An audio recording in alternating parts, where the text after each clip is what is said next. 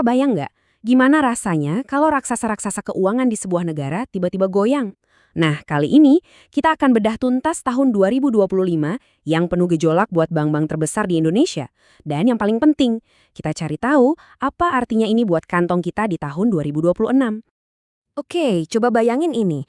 Cuma dalam 1 minggu di bulan Maret 2025, investor asing cabut dana sebesar 37,6 triliun rupiah dari pasar kita. Angka ini bukan sekedar statistik loh, ini tuh ibarat gempa bumi finansial yang getarannya terasa kemana-mana. Dan dampaknya brutal. Para raksasa perbankan kayak BBRI, BMRI, sama BBNI seolah-olah terjun bebas. Harga saham mereka anjlok parah, bikin investor pada panik. Tapi, di tengah badai ini, Bank Indonesia nggak tinggal diem. Mereka langsung kasih serangan balasan dengan pangkas suku bunga secara agresif sepanjang tahun. Totalnya sampai 125 basis point atau 1,25%. Ini langkah gede banget buat nyuntikin kepercayaan diri lagi ke pasar. Jadi, siapa yang menang di pertarungan ini? Nah, ini dia peta perjalanan kita. Kita bakal lihat guncangan pasarnya. Kita cari tahu siapa rajanya. Kita bedah mesin laba mereka, terus kita nilai valuasi sahamnya, dan terakhir kita intip prospek cerah di tahun 2026. Yuk kita langsung ke pertanyaan utamanya. Di tengah situasi yang gonjang-ganjing ini, bank mana sih yang terbukti paling tangguh? Dan jawabannya jelas banget. Pakai analisis yang namanya Competitive Profile Matrix, ini tuh semacam raport lengkap yang ngebandingin kekuatan tiap bank. BBCA keluar sebagai juara mutlak dengan skor 3,59. Lihat deh jaraknya sama yang lain, jauh banget. Ini bukan sekedar menang, ini namanya dominasi total. Terus kok bisa sih BBCA ini unggulnya sebegitu jauh? Apa rahasianya? Ternyata kuncinya ada di beberapa area yang super krusial. Kunci pertama itu efisiensi. Gini deh, bayangin ada dua mesin. Satu mesin super irit tapi hasilnya maksimal, yang satu lagi agak boros. Nah, itulah bedanya. Rasio biaya terhadap pendapatan atau CIR-nya BBCA itu rendah banget, artinya mereka ini mesin pencetak uang yang efisiennya luar biasa. Kunci kedua, bahan bakarnya. BBCA ini punya sumur dana murah yang dalam banget. Lebih dari 82% dana mereka itu datang dari tabungan dan giro, yang bunganya kan rendah. Sementara pesaingnya lebih banyak ngandelin deposito, yang bunganya mahal. Jadi BBCA dapat bahan bakarnya dengan harga diskon.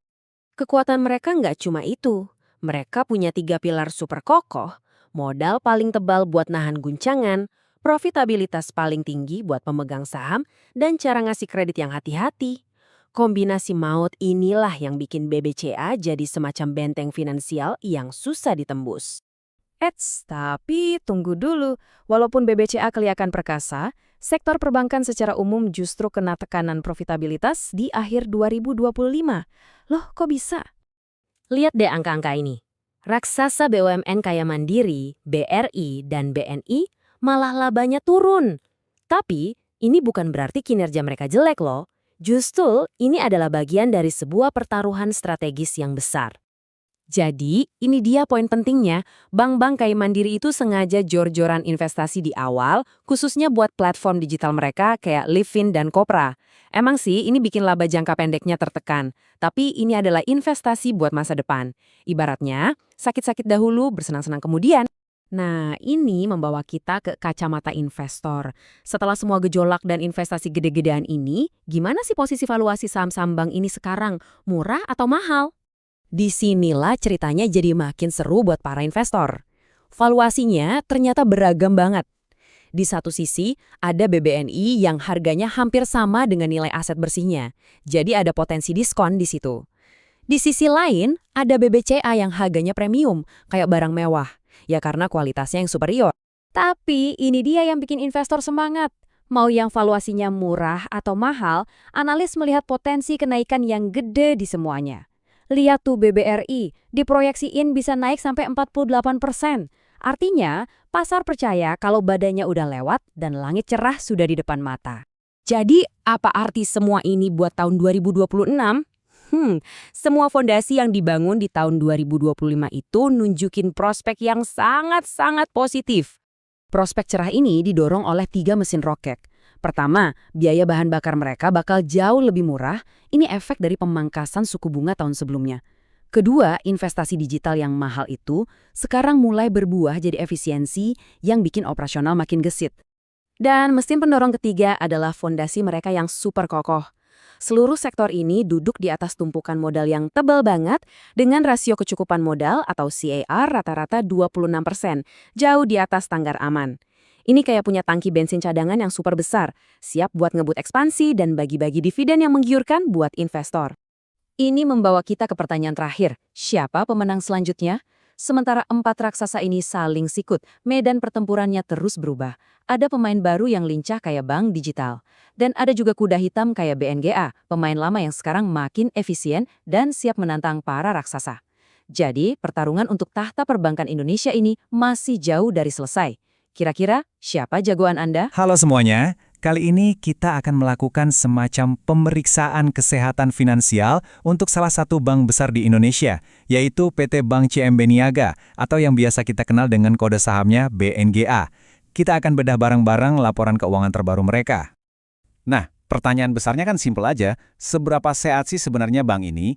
Anggap saja laporan keuangan itu kayak rekam medisnya, dan kita di sini akan coba jadi dokternya untuk mendiagnosis kondisinya. Dan ini dia angka utamanya, 5,27 triliun rupiah. Angka apa ini? Ini adalah laba bersih yang berhasil dikantongi CMB Niaga selama 9 bulan pertama di tahun 2025. Angka ini tuh ibarat denyut jantungnya, jadi kita mulai dari sini dulu ya. Oke, coba kita bandingkan. Di sini kelihatan banget ya pertumbuhan labanya dari tahun lalu, ada kenaikan yang stabil, memang nggak melonjak drastis, tapi ini dari awal sudah kasih kita sinyal kalau kinerjanya itu positif dan juga tangguh. Ini dia agenda kita. Kita akan cek semuanya, mulai dari tanda-tanda vitalnya, yaitu laba, terus kita lihat metabolismenya, gimana cara mereka bikin uang, lalu kita ukur massa tubuhnya lewat aset dan liabilitas, periksa sirkulasi kasnya, dan terakhir kita kasih diagnosis lengkapnya. Oke, kita langsung masuk aja ke bagian pertama, tanda-tanda vital. Di sini fokus kita adalah laba bersih. Kenapa? Karena ini adalah indikator kesehatan yang paling utama buat perusahaan manapun. Biar kita semua satu frekuensi, laba bersih itu gampangnya gini. Ini adalah duit yang benar-benar tersisa di kantong perusahaan setelah semua tagihan, biaya operasional, bunga, sampai pajak, semuanya udah dibayar. Inilah hasil akhirnya. Jadi poin utamanya di sini, pertumbuhan laba sebesar 2,6% ini menunjukkan stabilitas. Di tengah ekonomi yang naik turun, kemampuan untuk tetap tumbuh, walau sedikit, itu adalah tanda kekuatan, tanda bahwa mereka ini tangguh. Sekarang kita bedah metabolismenya. Di bagian ini, kita mau bongkar gimana sih cara mesin uang CMB Niaga ini bekerja. Duitnya datang dari mana, dan habisnya buat apa aja. Nah, lihat deh komposisinya. Kelihatan jelas banget kan kalau pendapatan bunga itu jadi sumber kehidupan utama bank ini. Nilainya sampai 18,6 triliun rupiah. Ini menunjukkan kalau model bisnisnya masih sangat tradisional. Sumber lain kayak komisi atau trading memang ada, tapi porsinya jauh lebih kecil. Dan ini nih, gambaran paling sederhana dari cara kerja bank. Mereka dapat 18,6 triliun dari bunga pinjaman yang mereka kasih ke orang. Di sisi lain, mereka harus bayar 8,5 triliun untuk bunga ke nasabah yang nabung. Nah, selisih antara keduanya itulah yang jadi keuntungan utama mereka. Simpel kan? Dari selisih tadi, hasilnya adalah pendapatan bunga bersih atau net interest income yang nilainya lebih dari 10 triliun rupiah. Angka inilah yang jadi mesin pendorong utama keuntungan CIMB Niaga. Semakin besar angka ini, ya berarti semakin sehat metabolisme banknya. Lanjut, kita mau menimbang massa tubuh bank ini. Maksudnya, kita akan lihat total aset dan liabilitasnya untuk ngerti seberapa besar skala dan struktur keuangan bank ini secara keseluruhan. Anggap aja kayak ngukur tinggi dan berat badan gitu deh. Angka besar yang pertama, 217,5 triliun rupiah. Ini adalah total pinjaman yang mereka salurkan. Inilah aset utama bank, produk yang mereka jual untuk menghasilkan pendapatan bunga yang tadi kita bahas. Gede banget ya. Nah, di sisi seberangnya ada total simpanan nasabah. Ini liabilitas utama bank, karena ini kan uang yang mereka pinjam dari kita, para nasabah. Angka ini juga nunjukin seberapa besar kepercayaan masyarakat ke CIMB Niaga. Tabel ini merangkum semuanya. Kita bisa lihat badan bank ini makin besar. Yang menarik, ada kenaikan signifikan di simpanan nasabah. Artinya, makin banyak orang percaya nabung di sini. Bank juga kelihatan nambahin kepemilikan di obligasi pemerintah. Ini strategi yang wajar, menempatkan dana di aset yang super aman. Oke, kita masuk ke bagian yang krusial banget teman-teman, sirkulasi. Di sini kita bakal cek sistem peredaran darahnya, yaitu arus kas. Kita mau mastiin laba yang gede tadi itu bukan cuma angka di atas kertas, tapi beneran ada duit cash-nya. Ini pertanyaan penting. Sebuah perusahaan bisa aja laporin laba tinggi, tapi kalau nggak ada duit kas yang masuk dari operasinya, itu bisa jadi lampu kuning. Jadi pertanyaannya, laba CIMB Niaga ini beneran sehat atau cuma kelihatan sehat? Nah, disinilah kita nemuin sesuatu yang menarik, sesuatu yang anomali. Meskipun labanya naik, coba lihat apa yang terjadi sama arus kas dari operasinya. Anjlok. Dari 12,6 triliun tahun lalu, sekarang jadi cuma 3,2 triliun. Ini kontras banget dan harus kita cermati. Jadi, apa artinya ini? Apa labanya bohong-bohongan? Tunggu dulu. Ini nggak selalu berarti buruk. Seringnya ini terjadi karena perubahan modal kerja. Misalnya bank baru aja kasih banyak pinjaman di akhir periode. Jadi kasnya keluar dulu, pendapatannya belum masuk. Ini bukan alarm merah, tapi ini adalah gejala yang wajib dipantau ketat di laporan-laporan berikutnya. Akhirnya, kita sampai di bagian terakhir, diagnosis. Di sini kita akan kumpulkan semua temuan kita tadi untuk dapat gambaran besar dan kesimpulan akhirnya. Oke, jadi diagnosis akhirnya seperti ini. Tanda-tanda vitalnya, yaitu laba, sehat, dan stabil. Metabolismenya kuat, ditenagai mesin pendapatan bunga yang solid. Masa tubuhnya juga makin besar, makin gemuk, berkat kepercayaan nasabah.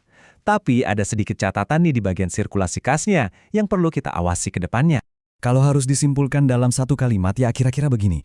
CIMB Niaga ini menunjukkan ketangguhannya, mereka bisa tetap tumbuhin laba sambil pada saat yang sama memperkuat basis pendanaan dari nasabah.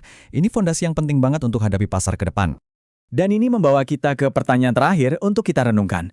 Dengan fondasi yang sekuat ini, langkah strategis apa yang akan mereka ambil selanjutnya? Gimana mereka akan pakai kekuatan ini untuk menghadapi tantangan dan juga menangkap peluang di masa depan? Jawabannya tentu ada di waktu dan laporan-laporan mereka berikutnya.